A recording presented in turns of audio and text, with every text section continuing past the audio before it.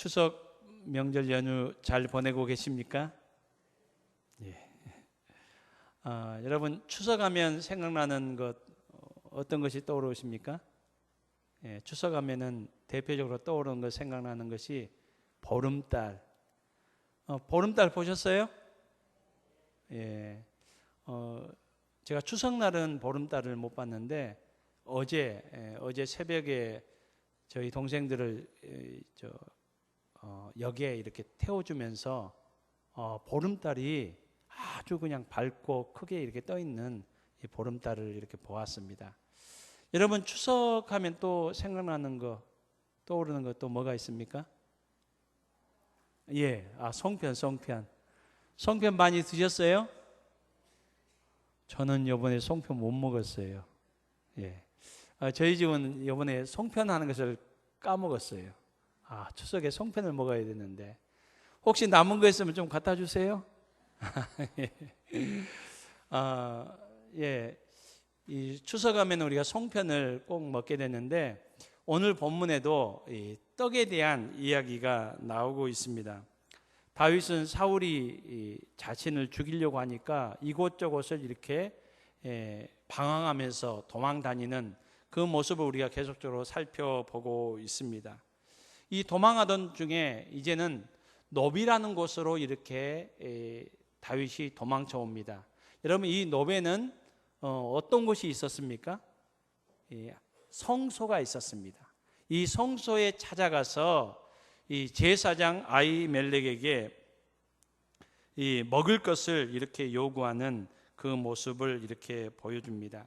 우리가 지난주에도 이렇게 계속 살펴보았지만은 이 다윗이 이렇게 도망 다니면서 이 거짓말을 계속적으로 연속적으로 하는 모습을 우리가 발견하게 됩니다. 특별히 오늘 본문에는 이 다윗이 거짓말을 하는데 다른 것도 아닌 하나님께서 임재하시는 곳인 이 성소에서 거짓말을 합니다. 그리고 하나님을 섬기는 제사장에게 거짓말을 하는 다윗의 그 연약한 모습을 우리는 보게 됩니다. 10절과 12절 말씀에 보면은 다윗이 사울 왕을 두려워했다라고 이렇게 말합니다. 12절에는 이 가드 왕 아기스 왕을 심히 두려워했다라고 이렇게 말하고 있습니다.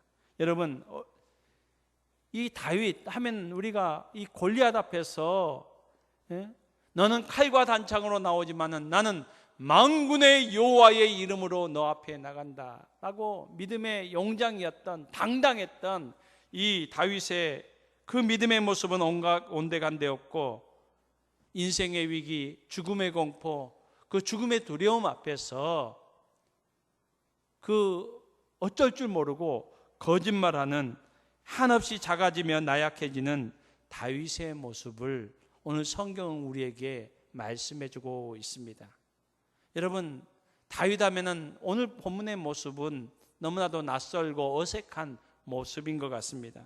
그렇지만 여러분 믿음의 사람들 가운데 다윗만 이런 나약하고 연약한 모습을 보이고 있습니까? 여러분 믿음의 조상 하면은 여러분 떠오르는 인물 누구를 떠오를 수 있습니까? 아브라함입니다. 여러분 믿음의 조상 하면은 누구보다도 아브라함을 우리가 제일 먼저 이렇게 언급합니다.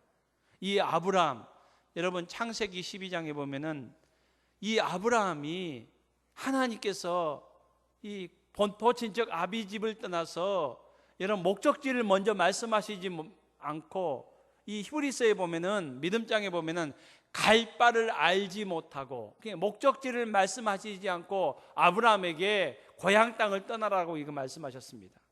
이 아브라함은 이 하나님의 약속만을 붙잡고 고향을 떠났습니다.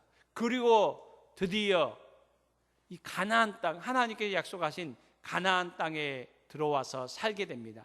그런데 이 가나안 땅에도 원치 않는 심한 기근이 임했습니다. 먹을 것이 다 떨어졌습니다. 먹을 것이 없는 것입니다. 그래서 이 아브라함이 자기 아내 사라와 함께 가족들을 이끌고 그래도 먹을 것이 이 흉년 가운데 기근 가운데 먹을 것이 남아있는 애굽 땅으로 내려갑니다. 내려가던 가운데에 이 아브라함이 이 자기의 아내 사라에게 이렇게 얘기를 합니다. 여보, 당신은 너무나도 아름답습니다. 이 당신과 내가 함께 애굽 땅에 가면은 모든 애굽 사람들이 나를 보지 않더라도 당신을 주목할 것입니다. 여러분, 무엇 때문에요? 사라가 너무나도 아름답기 때문에. 여러분, 아내가 심히 아름답지 않은 것도 하나님 앞에 감사할 수 있기를 바랍니다. 이것도 감사의 제목이에요. 이 창세기 12장에 보면은 여러분, 사라가 너무 예뻐서 저도 이런 경험을 해봤으면 좋겠습니다.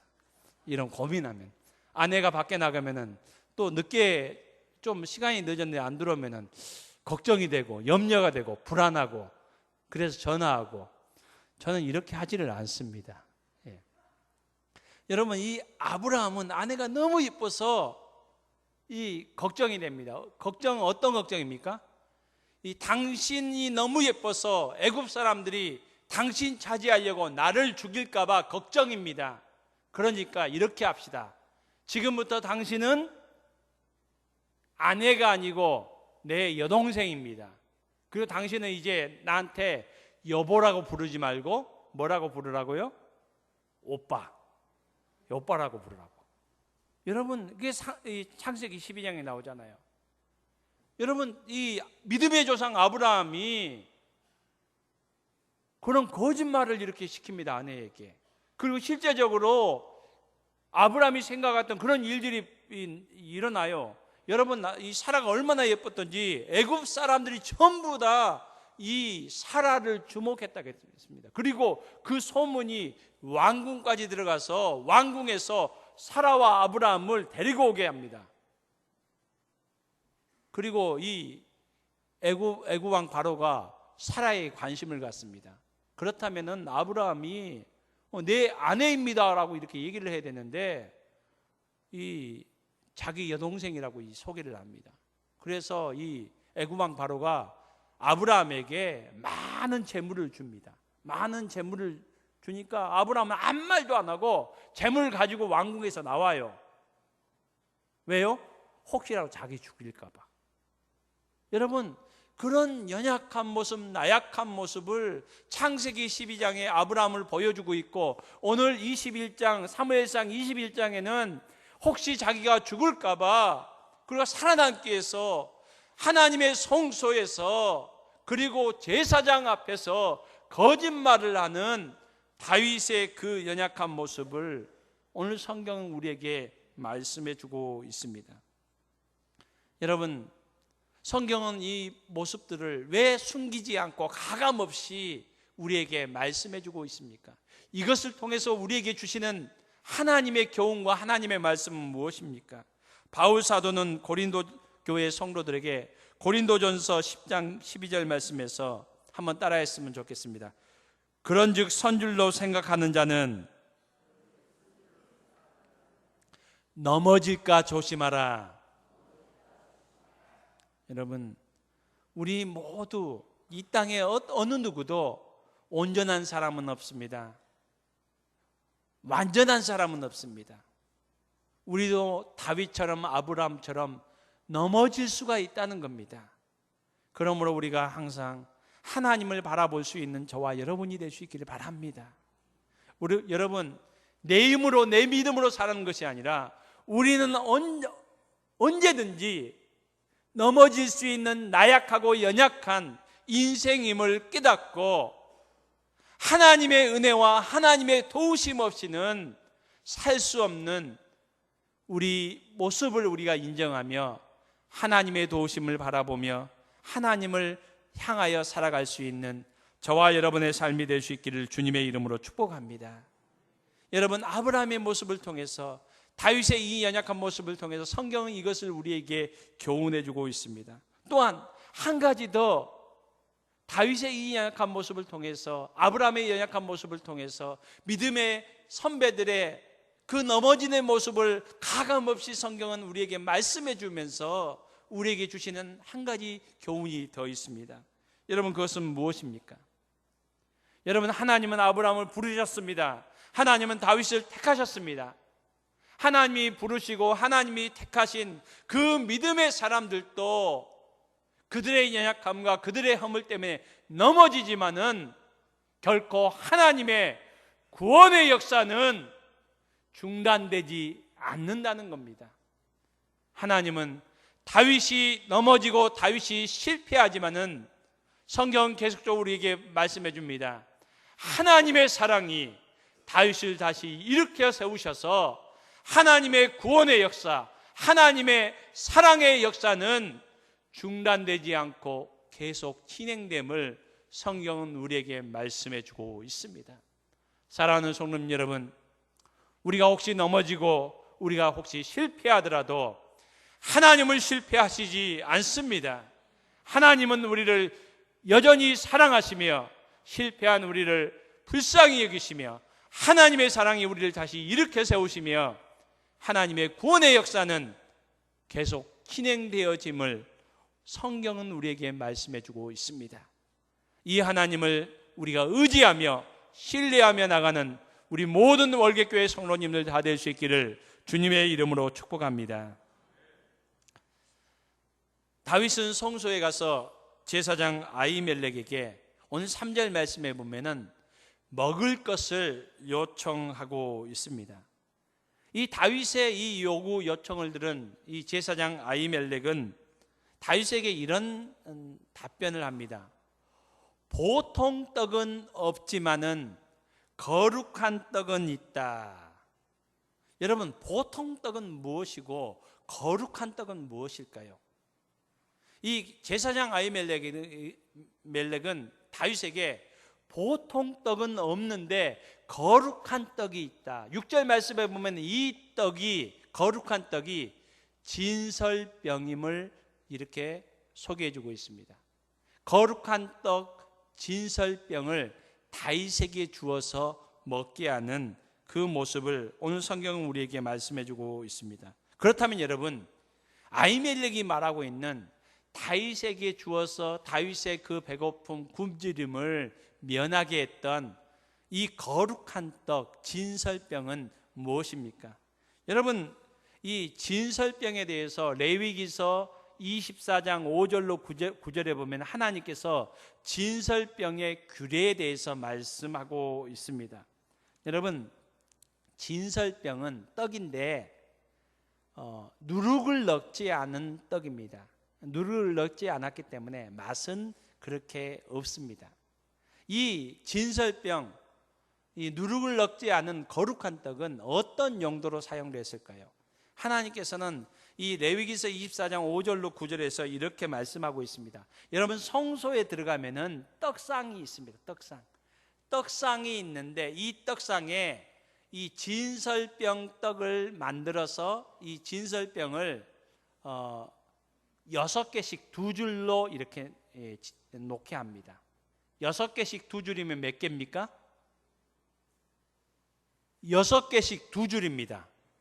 여러분들이 추석 지내고 나서 약간 지금 상태가 좀 많이 안 좋아지셨는데 빨리 회복하시기 바랍니다.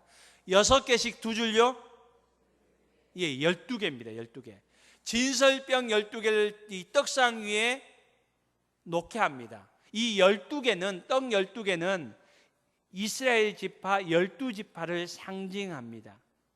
이 진설병을 12개를 쫙 진설해서 일주일간 놔두게 합니다. 일주일.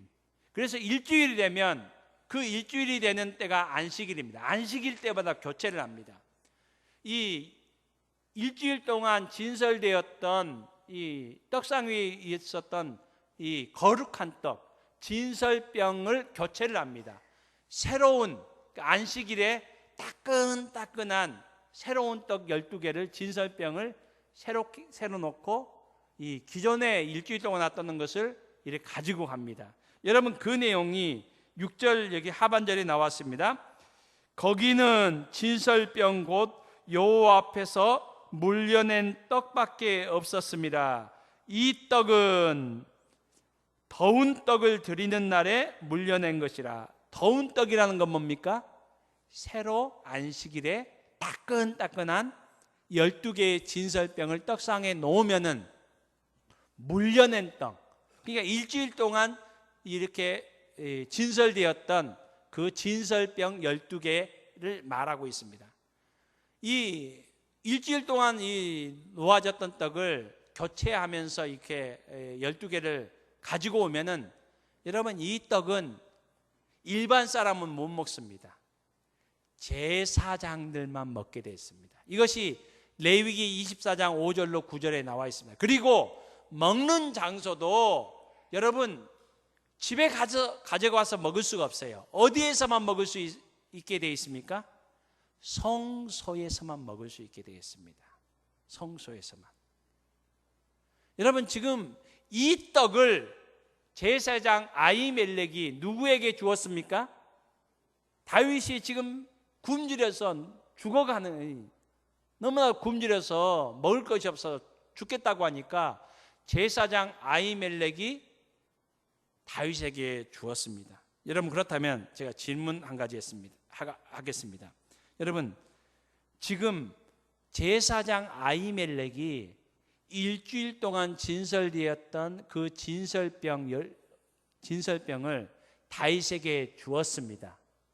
여러분, 율법에 의하면 다윗에게 제사장이 이 진설병을 줄 수 있습니까? 줄 수 없습니까?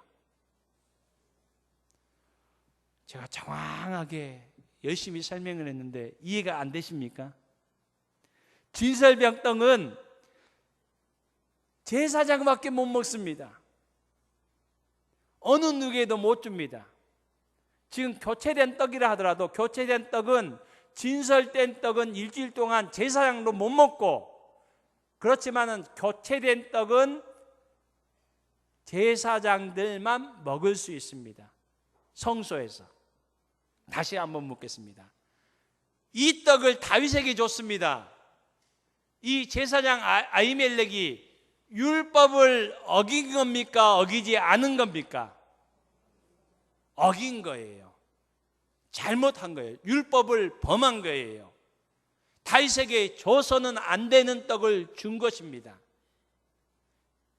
여러분, 그렇다면 오늘 본문에는 말하고 있지 않지만 우리가 생각할 때 율법을 범한 이 아히멜렉 제사장은 잘못했다, 죄를 범했다 라고 우리가 판단하고 이 제사장 아히멜렉을 정죄할 수 있습니다. 그런데 이 본문의 이야기를 예수님께서 신약 성경에서 마태복음, 마가복음, 누가복음에서 하고 계세요. 그 가운데 마태복음 본문을 우리가 한번 살펴보기로 원합니다. 마태복음 12장 1절로 8절 찾지 마세요. 나와 있습니다. 12장 1절로 8절 저와 여러분이 한 절씩 교독하겠습니다. 그때에 예수께서 안식일에 밀밭 사이로 가실새 제자들이 시장하여 이삭을 잘라 먹으니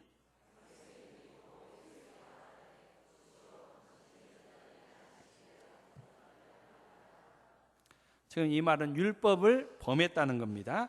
자, 3절 제가 읽겠습니다.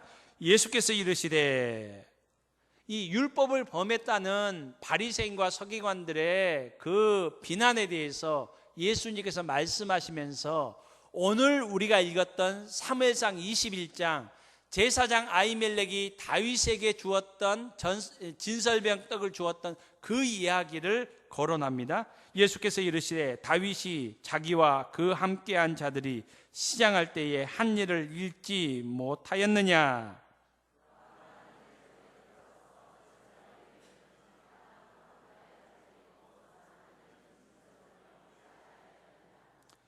또 안식일에 제사장들이 성전 안에서 안식을 범하여도 죄가 없음을 너희가 율법에서 읽지 못하였느냐.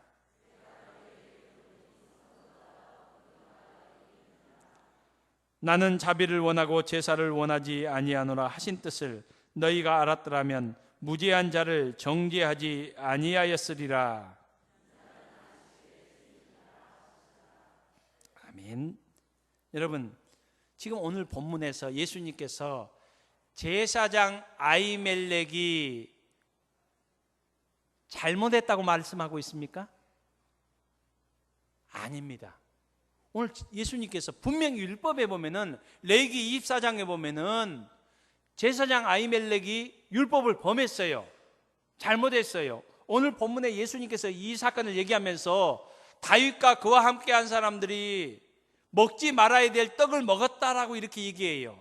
그렇다면 아히멜렉이 잘못한 겁니다. 그럼에도 불구하고 예수님은 뭐라고 하냐면 아히멜렉 제사장이 잘못하지 않았다, 바꿔 말하면 잘했다라고 이렇게 말합니다. 율법을 어긴 아히멜렉 제사장을 잘했다라고 이렇게 예수님께서 말씀하고 계십니다. 여러분, 이 내용이 어떤 내용일까요? 여러분, 지금 이런 내용들이 신약 성경에 빈번하게 나옵니다. 바리새인과 서기관들은 무엇을 얘기합니까? 예수님과 예수님의 제자들이 율법을 어긴 거에 대해서, 안식일을 어긴 거에 대해서, 오늘 본문에도 안식일 어긴 거 나오잖아요. 계속 이거에 대해서 당신과 당신의 제자들이 율법을 어겼습니다라고 이렇게 비난하고 정죄할 때에 예수님께서는 무엇이라고 이렇게 말씀하고 있습니까? 여러분, 바리새인과 서기관들은 예수님이 어떤 사람으로 보였을까요? 예수님은 그 당시 바리새인과 서기관들 눈에는 율법을 무시하는 사람, 율법을 폐하는 사람으로 이렇게 생각되어졌습니다. 그래서 바리새인과 서기관들은 하나님께서 명령하신 율법을 어기는 저 예수를 죽여야 된다, 증오하며 비난하며 그런 마음들, 미워하는 그런 마음들을 가지고 있었습니다. 여러분,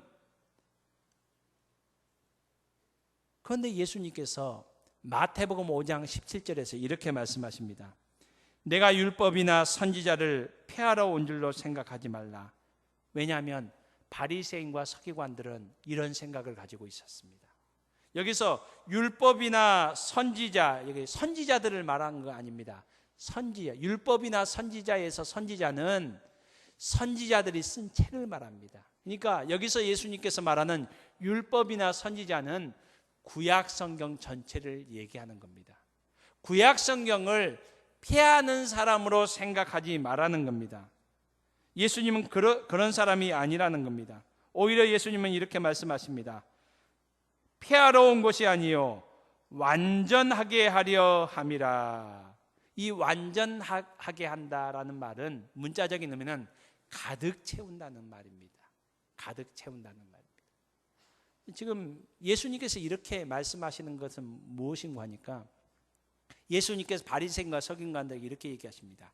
너희들은 율법의 형식만을 붙들고 있는데 내가 너희들에게 율법의 그 내용, 그 핵심, 하나님께서 너희들에게 이 하나님의 말씀 율법을 주신 그 목적과 그 의미를 너희들에게 확실히 깨닫게 해준다라는 말씀입니다.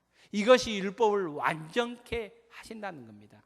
제가 송편 얘기를 했는데 여러분, 송편소라고 얘기를 하잖아요. 송편소가 뭔지 아시죠? 송편속, 속에 넣는 내용물. 여러분, 송편에서 중요한 게 여러분, 송편 겉일까요? 송편 안에 있는 솔까요?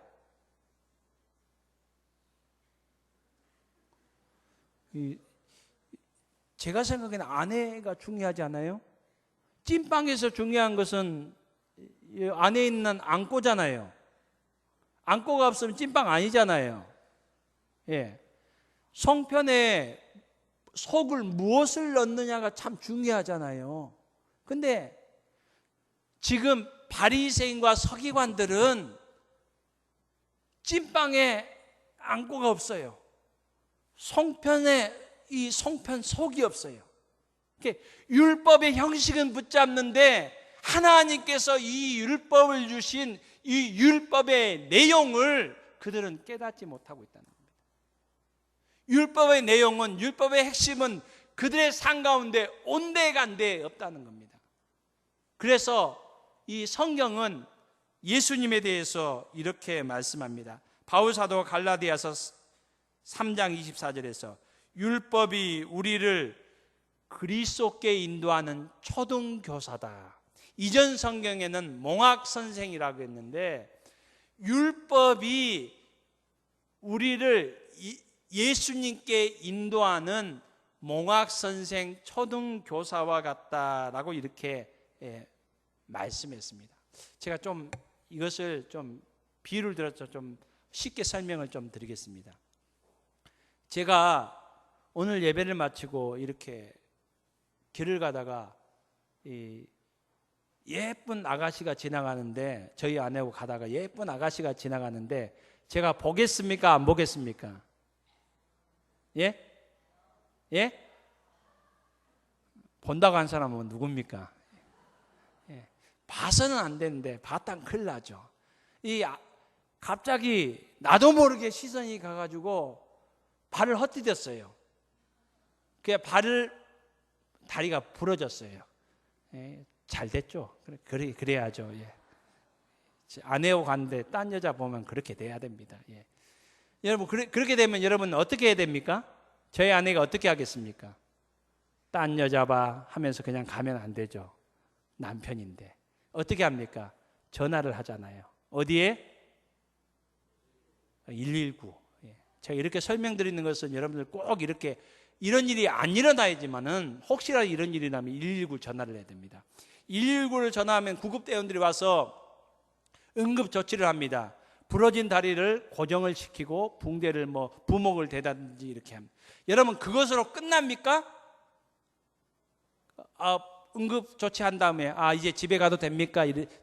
집에 가도 됩니다라고 집을 보냅니까? 아니잖아요. 그것은 응급 조치잖아요. 구급대원들이 구급차에 실어서 어디로 데려갑니까? 병원에 갑니다. 병원에 가서 진짜 중요한 것은 이제 의사가 진단을 하고 치료를 하고 수술을 해야 되면 수술을 해야 되는 겁니다.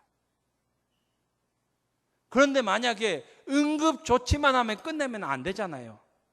여러분, 율법과 성경에서 말씀하는 율법과 예수님의 관계는 이와 같다는 겁니다. 율법은 이 구급대원이 와서 구급 조치를 하는 거와 마찬가지입니다. 그리고 구급대원들이 이 환자를 데리고 병원에 가서 의사에게 진찰을 받고 또 치료를 하고 또 수술을 하도록 해야 되는 겁니다. 여러분, 지금 성경이 율법이 예수님께로 인도하는 초등교사다라고 이렇게 설명하는 이유가 무엇입니까? 예수님께서 지금 율법의 형식만 붙잡고 있는 이스라엘 백성들에게 율법의 내용은 하나님께서 진짜 주신 율법의 그 참된 의미에 대해서 말씀하시기 때문입니다. 여러분, 이사야서 1장에 보면은 하나님께서 이렇게 말씀을 하십니다. 무수한 재물 내가 싫어한다. 그리고 무수한 재물을 헛된 재물이라고 얘기합니다. 그리고 하나님께서 정하신 절기, 율법입니다. 이 절기를 싫어한다는 겁니다. 하나님께서 정하신 모든 율법을 하나님께서 폐하시는 것처럼 그것같이 이사야 선지자가 얘기를 하고 있습니다. 왜 하나님께서 율법을 정했는데 이 율법들, 절기와 하나님 앞에 드리는 오늘로 얘기하면은 예배를 하나님께 싫어하신다는 겁니다.